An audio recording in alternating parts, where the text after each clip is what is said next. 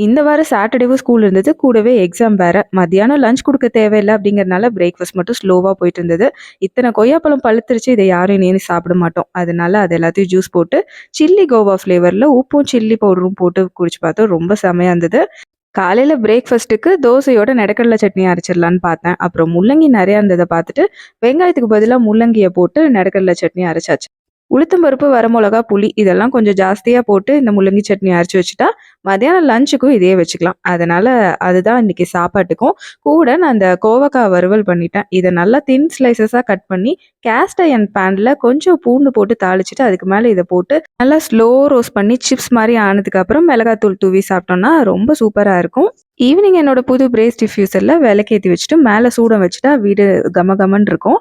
Apartment குரூப்ல chicken Caesar சாலடும், Greek classic சாலடும் பண்றதா போட்டிருந்தாங்க. அத வாங்கி அதையே சாப்பிட்டு டின்னர முடிச்சாச்சு. இன்னைக்கு அவ்வளோதான்.